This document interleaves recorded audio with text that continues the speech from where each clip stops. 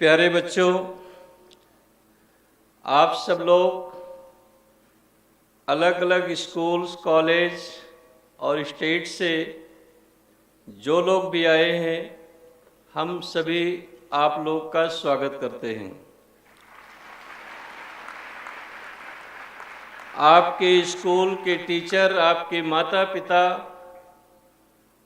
जो लोगों ने यहाँ विश्वास व्यक्त करके चेन्नई से, लद्दाख से, लेह लद्दाख से और अलग जम्मू कश्मीर, अलग स्टेट से इतने दूर आपको भेजा है, हम आपके सभी स्कूल के टीचर्स, पेरेंट्स को प्रणाम करते हैं।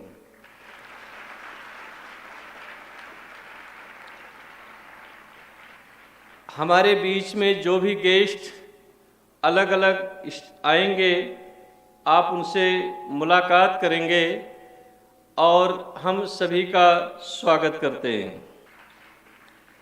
प्यारे बच्चों, इस शिविर का उद्देश्य क्या है और ये क्यों लगाया जाता है,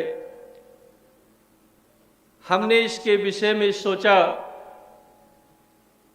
कि 22 अप्रैल 577 ईस्वी को हजरत पैगंबर इस दुनिया में जन्म लिए और 8 जून 632 को उनकी डेथ हुई। 8 जून 632 ईस्वी से लेकर आज तक किसी मौलाना ने, आलिम ने कुरान की कथा नहीं करी। 2018 ईयर्स ईसा मसीह को हो गए, किसी पोप पादरी ने आज तक बाइबल की कथा नहीं की।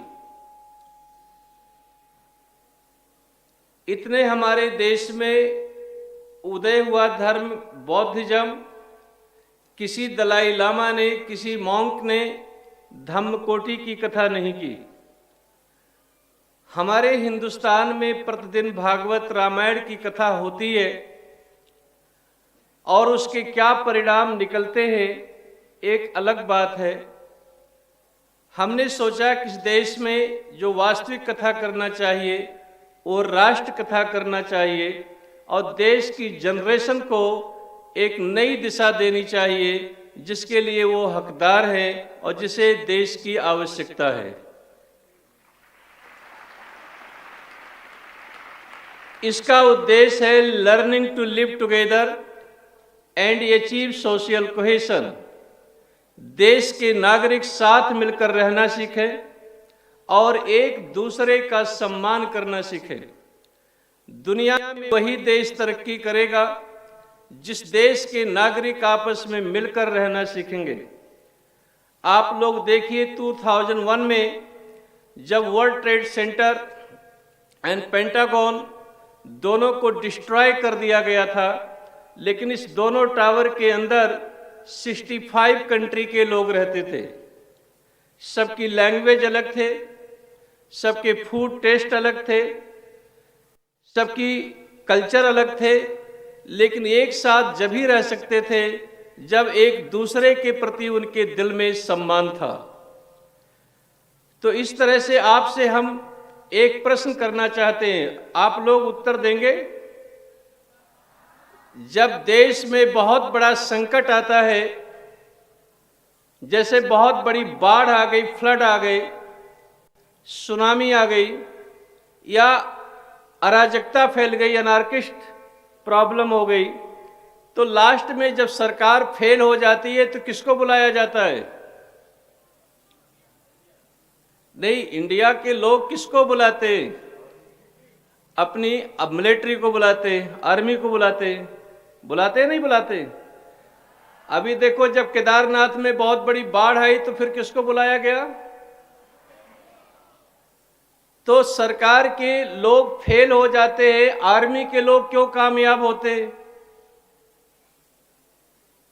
सिविल एडमिनिस्ट्रेशन जब कंट्रोल नहीं कर पाता है तो क्यों बुलाया जाता? कौन कामयाब होते हैं? चूंकि फोर्स के अंदर, आर्मी के अंदर जातिवाद नहीं होता, संप्रदायवाद नहीं होता, रीजनलिज्म नहीं होता, तो लेग से एक क्या होता है? नेशन होता है, राष्ट्र होता है। तो इसलिए यहाँ आपको इसलिए बुलाया जाता है कि आपको देश के विषय में जानें और देश की उन्नति के लिए सोचें। प्यारे बच्चों, आप जहाँ आए हैं तो आपके दिल में उत्सुकता होगी कि हम कहाँ जा रहे हैं, किस लिए जा रहे हैं, हमें क्या करना है, जहाँ हम जा रहे हैं वो कौन है, क्या करते हैं और किस उद्देश्य से काम शुरू होता है, किया जाता है। प्यारे बच्चों, सबसे पहले हम आपको अपने विषय में बताना चाहते हैं। मैं इस पृथ्वी का एक ऐसा अभागा इंसान हूं जो 28 दिन में अपने मदर को खो दिया था। हमारी अपब्रिंगिंग हमारी ग्रैंड मदर ने किया, हमारी स्टेप मदर आई और उन्होंने हमारे साथ काफ़ी प्रॉब्लम क्रिएट किया। फिर मेरे साथ जब इनजस्टिस होते थे तो प्रॉब्लम होती थी, तो हमने अपने जो पंडित जी पुरोहित जी थे उनसे पूछा कि भगवान हमारे साथ ऐसा क्यों कर रहा है। तो उन्होंने कहा कि बेटा, भगवान तो है लेकिन इसे प्राप्त करने वाले लोग नहीं हैं। हमने कहा क्या करना चाहिए? तो उन्होंने कहा 5 ज्योतिर्लिंग की आप चलकर यात्रा करो और किसी से कुछ मांगो नहीं और पास में कुछ रखो नहीं, भगवान पर पूर्ण समर्पण करके चलो और 5 ज्योतिर्लिंग की यात्रा पूरी कर लेंगे तो आपको शंकर जी के दर्शन हो जाएंगे। तो हमने 12 ज्योतिर्लिंग की चलकर यात्रा 11,490 किलोमीटर हमने पूरा किया, लेकिन हमको भगवान शंकर के दर्शन नहीं हुए। यही गोंडल है, गोंडल के पास जैतपुर है और जैतपुर के रेलवे ट्रैक पर मैं सो गया कि अब जीने का कोई उद्देश्य नहीं है, क्योंकि हमने अपने परिवार को खो दिया। जिंदगी के एम्बिशन थे वो उससे भी मैं दूर जा रहा हूं और भगवान भी नहीं मिले। तो मैं 4 घंटे रेलवे ट्रैक पर सोया रहा। बारिश हो रही थी, जुलाई का महीना था, ट्रेन का मैं इंतजार कर रहा था, वो आई नहीं। उस समय यहाँ मीटर गेज ट्रेन थी।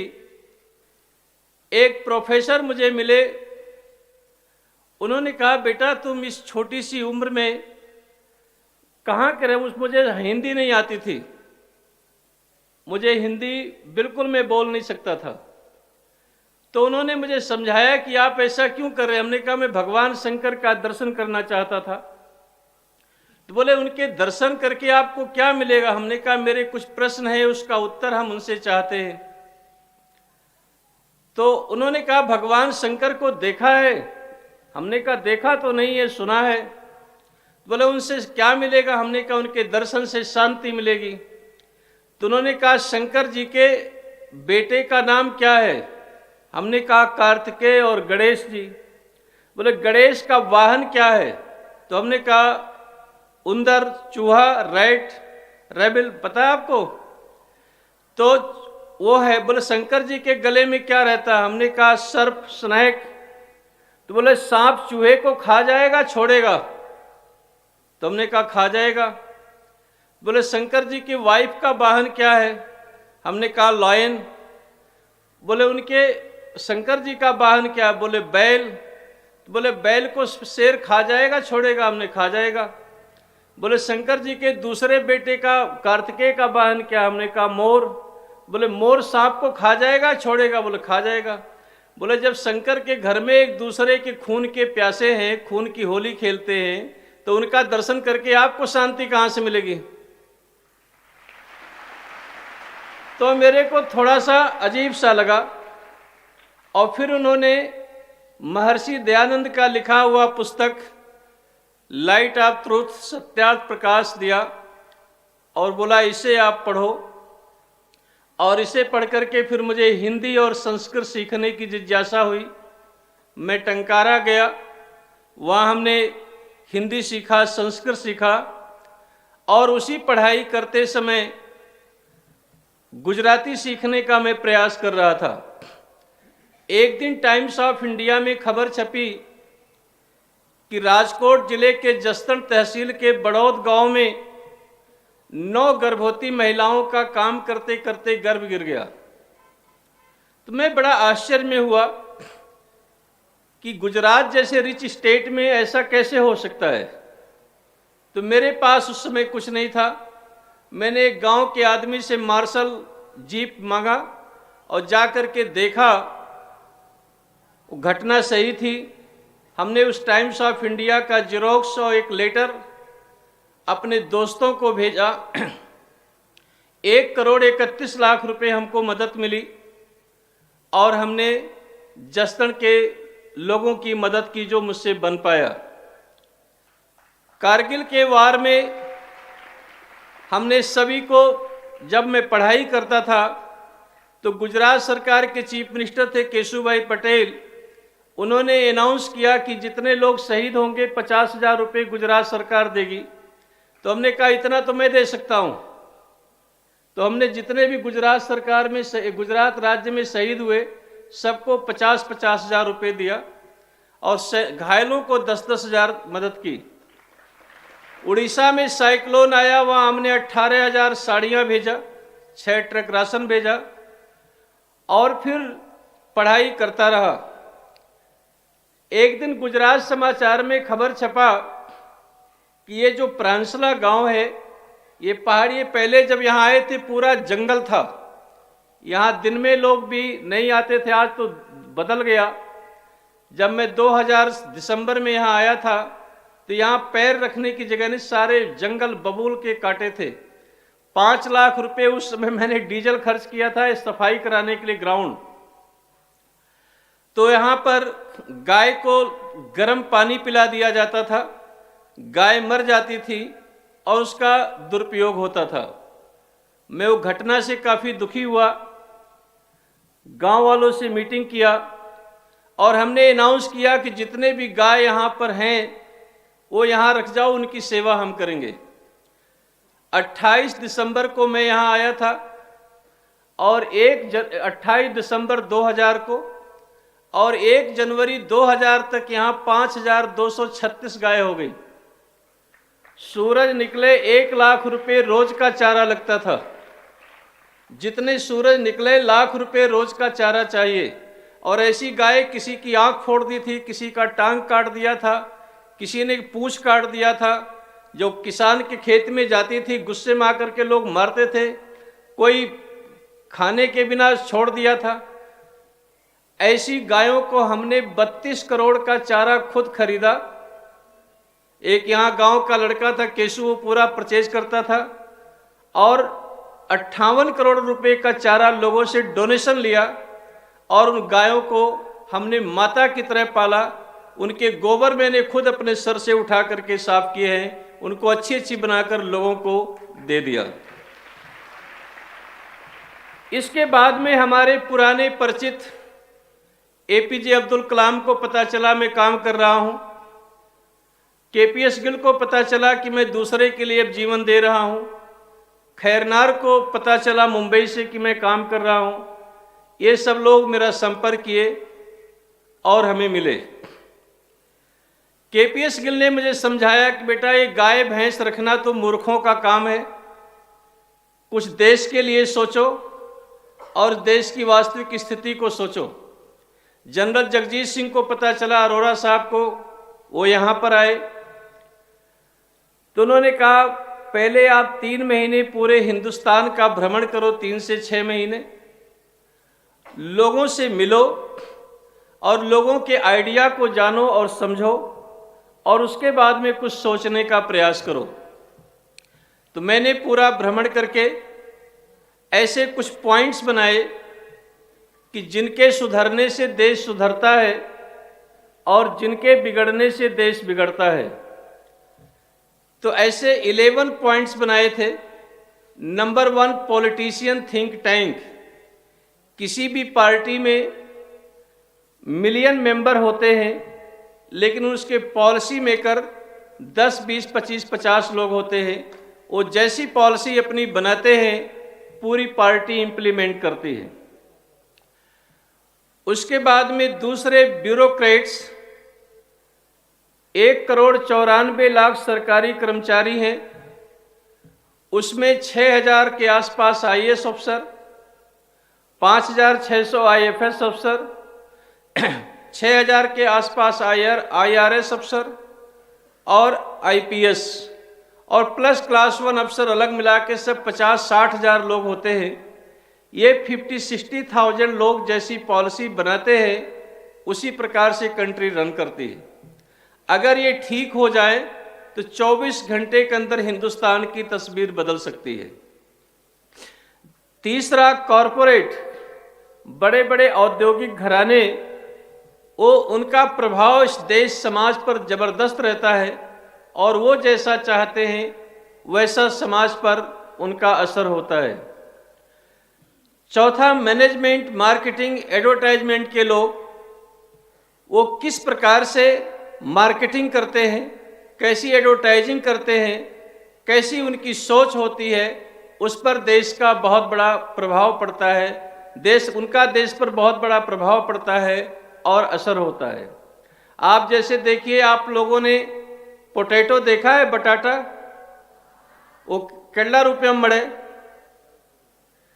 10 रुपये किलो, 20 रुपये किलो, लेकिन उसमें थोड़ा सा ऑयल और सॉल्ट डाल देते हैं तो वो 250 रुपये किलो का चिप्स आप खरीद कर खाते हैं।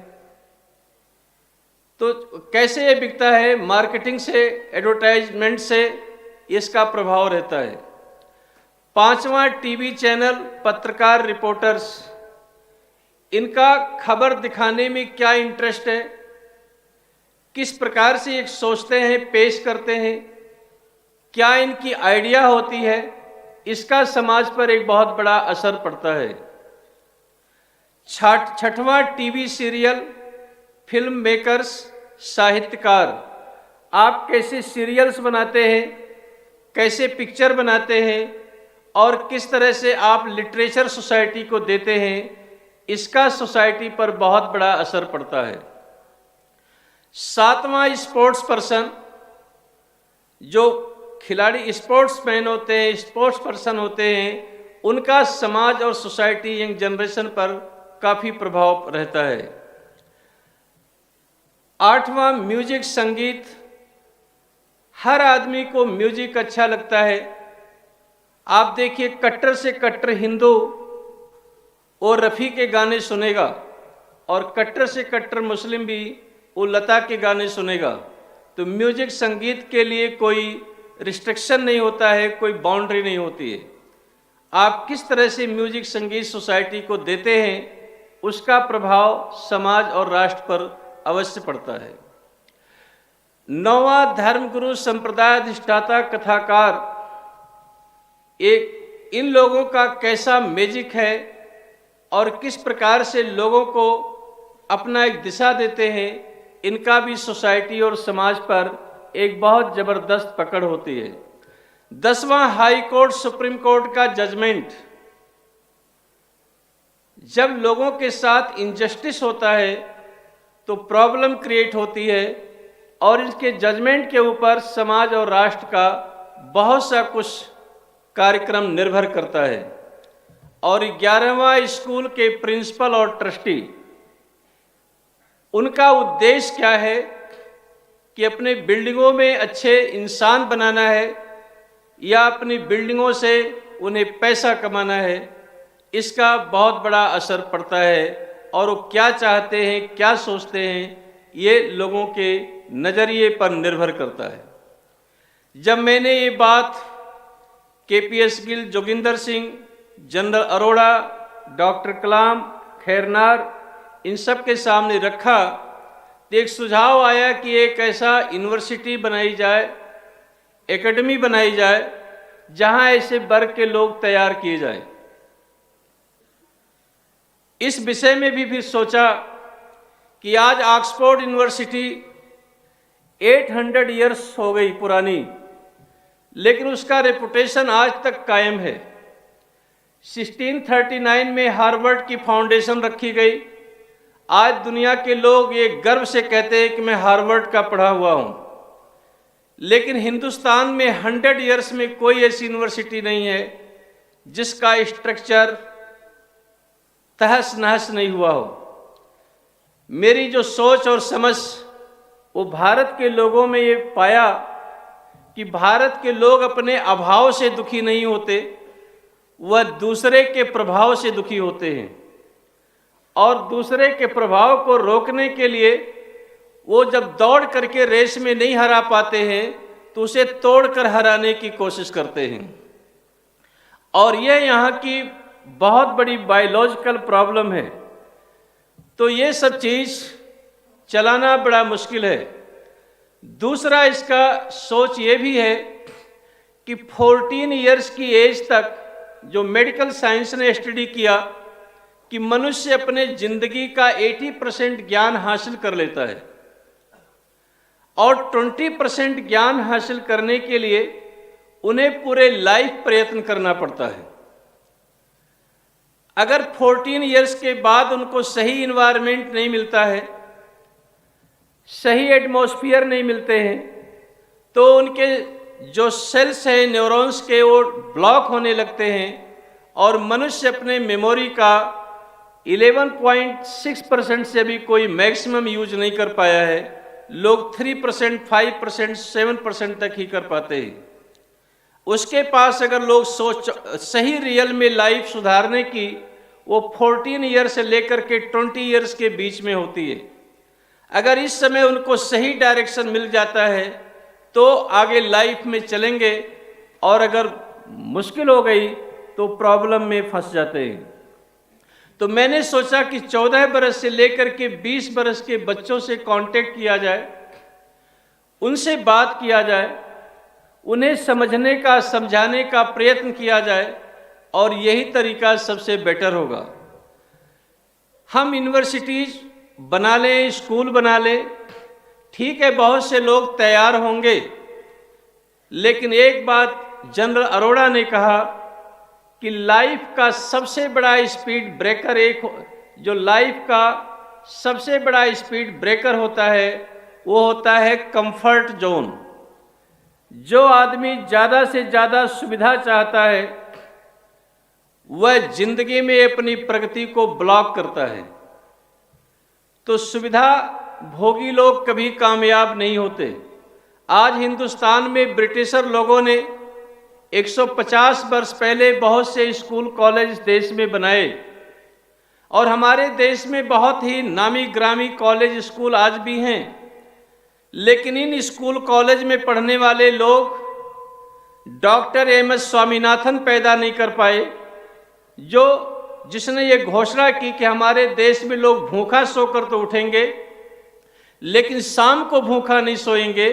वो ग्रीन रेवोल्यूशन की क्रांति ला करके जो काम किया, वो डॉक्टर एम.एस. स्वामीनाथन इस नामी ग्रामी स्कूल कॉलेज में पढ़ने वाले नहीं थे।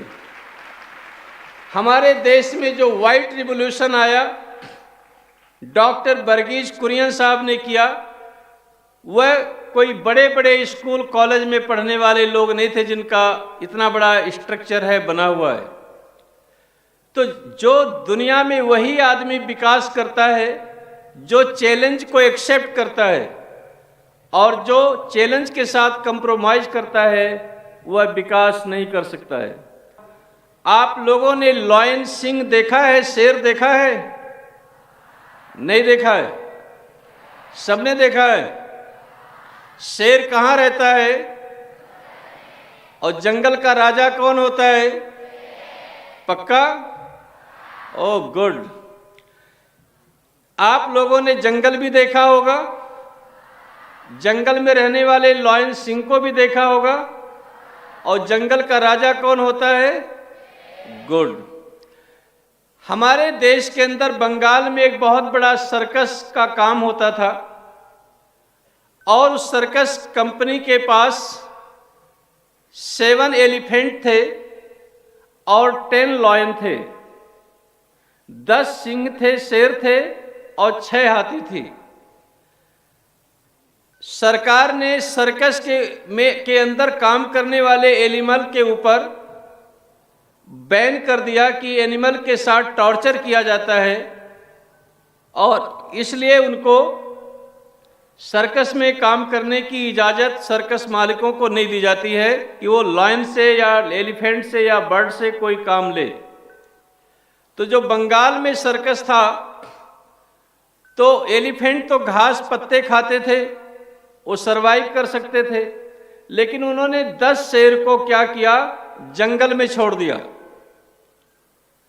तो 15 दिन के अंदर खबर मिली कि 15 दिन में 10 शेर में से 7 शेर को कुत्ते मारकर खा गए। कौन मार के खा गए? और 3 शेर उसमें से भूख से मर गए।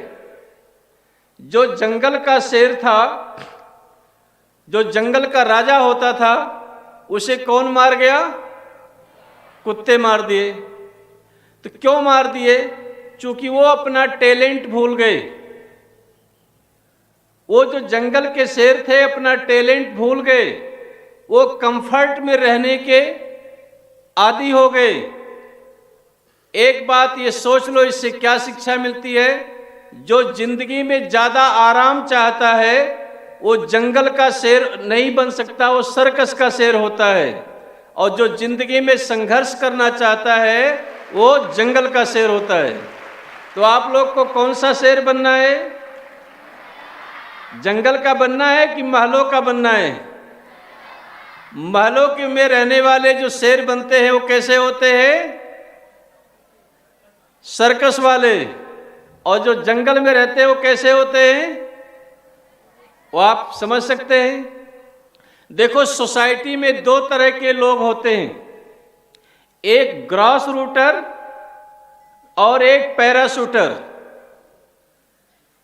तो जो ग्रास रूटर होते हैं वो जमीन से उठ करके आगे बढ़ते हैं, और जो पैराशूटर होते हैं तो कहाँ जाते हैं? ऊपर से। तो आपको कौन सा बनना है? पैराशूटर बनना है कि ग्रास रूटर बनना है? तो इसलिए जिंदगी में टॉलरेंस पावर को विकसित करो, अपने लाइफ में संघर्ष करना सीखो, और हर मुसीबत, हर चुनौती का मुकाबला करना सीखो, और किसी के आगे आंसू मत गिराओ, और किसी को अपनी कमजोरियों की गीत मत गाओ। जिंदगी में हमेशा टकराने की कोशिश करो, चाहे कितनी भी प्रतिकूल परिस्थिति क्यों ना हो। और एक बात आप सीख लो कि अगर आपके जीवन में कोई कमी नहीं है, व्यक्तिगत जीवन में, तो सारी दुनिया आपके खिलाफ हो जाए, कुछ भी आपका बिगड़ नहीं सकता। और अगर आपके लाइफ में थोड़ा सा स्क्रैच है तो सारी दुनिया आपको सपोर्ट में खड़ी हो जाए, कोई आपको बचा नहीं सकता। तो इसलिए व्यक्तिगत जीवन को बेहतर और अच्छा बनाने का प्रयास आपको करना चाहिए।